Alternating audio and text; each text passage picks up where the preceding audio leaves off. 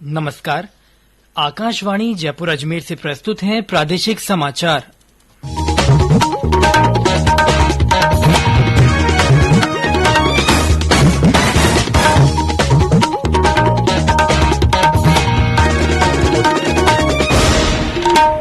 मुख्य समाचार।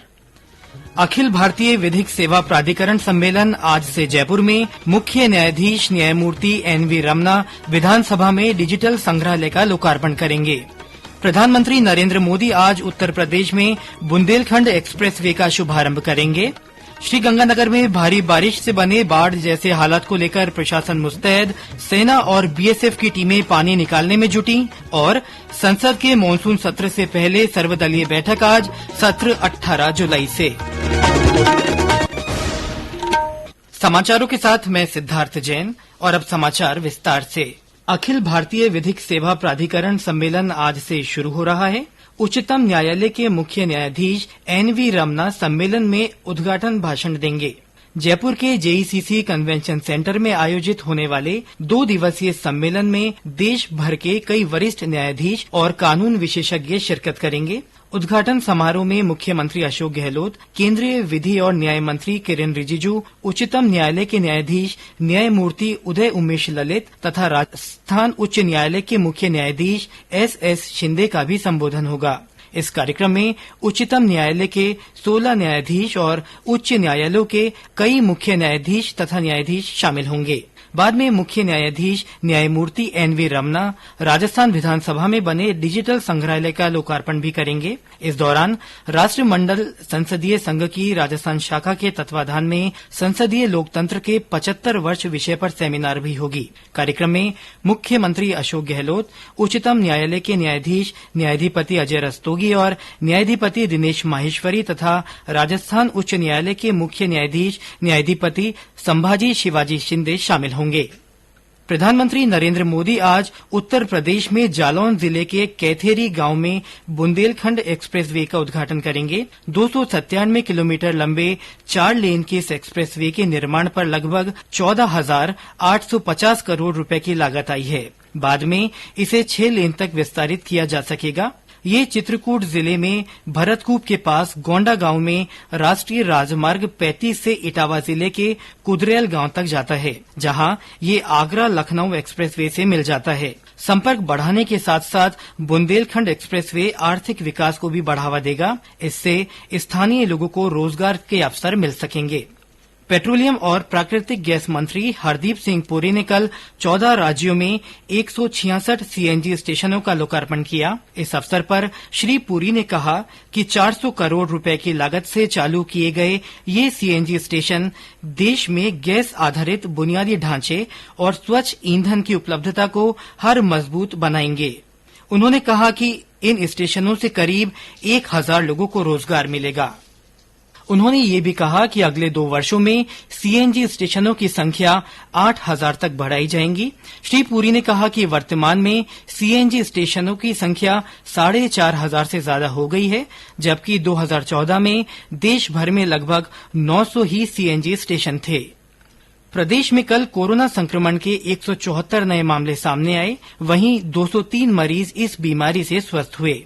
सक्रिय मामले 1120 रह गए हैं। राजधानी जयपुर में 54, जोधपुर में 50, बीकानेर में 14, सिरोही में 13, उदयपुर, भीलवाड़ा और अजमेर में 8-8, नागौर में 7, अलवर में 5, डूंगरपुर में 3, बाड़मेर में 2 तथा हनुमानगढ़ और झालावाड़ में 1-1 व्यक्ति में संक्रमण की पुष्टि हुई है। केंद्रीय स्वास्थ्य मंत्रालय ने मंकी पॉक्स रोग से निपटने के लिए दिशा निर्देश जारी किए हैं। दिशा निर्देशों में विदेश से आए ऐसे यात्रियों जिन्हें त्वचा संबंधी रोग हो, उनके संपर्क में आने से बचने को कहा गया है। बीमार लोगों और संक्रमित जानवरों के संपर्क में आने से भी बचने को कहा गया है। दिशा निर्देशों में ये भी सुझाव दिया है कि यदि किसी व्यक्ति को बुखार और शरीर पर लाल दाने जैसे लक्षण दिखाई देते हैं तो उन्हें पास के स्वास्थ्य केंद्र में जाकर चिकित्सक से परामर्श लेना चाहिए। ये समाचार आकाशवाणी जयपुर अजमेर से प्रसारित किए जा रहे हैं। इन समाचारों को आप हमारी वेबसाइट newsonair.gov.in पर राजस्थानी में भी पढ़ सकते हैं। समाचारों के ऑडियो बुलेटिन भी वेबसाइट पर उपलब्ध हैं। वेबसाइट पर सोशल मीडिया अकाउंट के माध्यम से ताजा जानकारी प्राप्त कर सकते हैं। समाचार अभी और भी हैं, उससे पहले ये संदेश। कंपटीशन की अगर आप कर रहे हैं तैयारी, तो उनके लिए ऑल इंडिया रेडियो पर हम लाए हैं अभ्यास, एक ऐसा कार्यक्रम जिसमें आप पूछेंगे सवाल व्हाट्सएप नंबर 9289094044 पर, या फिर ईमेल करेंगे abhyas.airnews@gmail.com पर, और हमारे विशेषज्ञ देंगे इसका जवाब। आपका अभ्यास हमारा प्रयास। समाचारों में आपका फिर से स्वागत है। श्रीगंगानगर में भारी बारिश से बने बाढ़ जैसे हालात को लेकर प्रशासन मुस्तैद है। निचले इलाकों में भरे पानी की निकासी का काम लगातार जारी है। स्थानीय निकायों के अलावा सेना की 6 और बीएसएफ की 2 टीमें पानी निकालने में लगी हुई हैं। कई जगहों पर बिजली आपूर्ति अभी भी बाधित है। और ब्यौरा हमारे संवाददाता से। तेज बरसात के चलते शहर में 1.5 दर्जन मकानों की दीवारें, छतें गिरी हैं। इसके अलावा सैकड़ों की संख्या में मकानों में दरारें आई हैं। ऐसे में इन मकानों में रहने वाले लोगों को आसपास के सुरक्षित घरों और धार्मिक स्थलों पर ठहराया गया है। इन लोगों के लिए कई स्वयंसेवी संस्थाओं द्वारा भोजन की व्यवस्था की गई। तेज बरसात के कारण सूरतगढ़ के हिंदौर में एक मकान की छत गिरने से उसके नीचे दबकर 7 वर्षीय बालक की मौत हो गई, जबकि 3 स्थानों पर नहर टूटने के समाचार हैं। बरसात के बाद पानी ठहराव को लेकर चिकित्सा एवं स्वास्थ्य विभाग ने भी अलर्ट जारी किया है। सीएमएचओ गिधाई लाल मेहड़ा ने बताया कि लोग आवश्यक होने पर ही घरों से बाहर निकलें। जितेंद्र शर्मा, आकाशवाणी समाचार, श्रीगंगानगर। उधर हमारे 12 संवाददाता ने बताया कि बारिश के चलते परवन और पार्वती नदी उफान पर है। कल परवन नदी पर बनी गऊ घाट की छोटी पुलिया पर 8 फुट पानी की चादर चली। वहीं पार्वती नदी में उफान आने से हनोतिया गांव में फंसे कॉलेज विद्यार्थियों को एसडीआरएफ की टीम ने सुरक्षित बाहर निकाला। बूंदी में आज सुबह अच्छी बारिश हुई। करौली और जालौर में बूंदाबांदी हुई। मौसम विभाग ने आज जयपुर, अजमेर, अलवर और करौली जिले तथा आसपास के क्षेत्रों में कुछ स्थानों पर मेघ गर्जन और बिजली चमकने के साथ हल्की से मध्यम बारिश होने की संभावना जताई है। लोकसभा अध्यक्ष ओम बिरला ने 18 जुलाई से शुरू हो रहे संसद के मानसून सत्र से पहले आज सर्वदलीय बैठक बुलाई है। श्री बिरला संसद के सुचारू संचालन के लिए राजनीतिक दलों का समर्थन मांगेंगे। राज्यसभा के सभापति और उपराष्ट्रपति एम वेंकैया नायडू ने भी कल राज्यसभा में विभिन्न दलों के नेताओं की बैठक बुलाई है। सरकार ने भी राजनीतिक दलों से सहयोग की अपेक्षा करते हुए इसी दिन सर्वदलीय बैठक आयोजित की है। सत्र के दौरान राष्ट्रपति और उपराष्ट्रपति का चुनाव होगा। राष्ट्रपति का चुनाव 18 जुलाई और उपराष्ट्रपति का चुनाव 6 अगस्त को होगा। मानसून सत्र 12 अगस्त तक चलेगा। करौली जिले के सुरोठ कस्बे के पास घुर्सी रेल फाटक पर ओवरब्रिज बनाने के लिए सरकार ने 27 करोड़ रुपए मंजूर किए हैं। इससे रेल फाटक पर 1140 मीटर लंबा और 12 मीटर चौड़ा आरओबी बनाया जाएगा।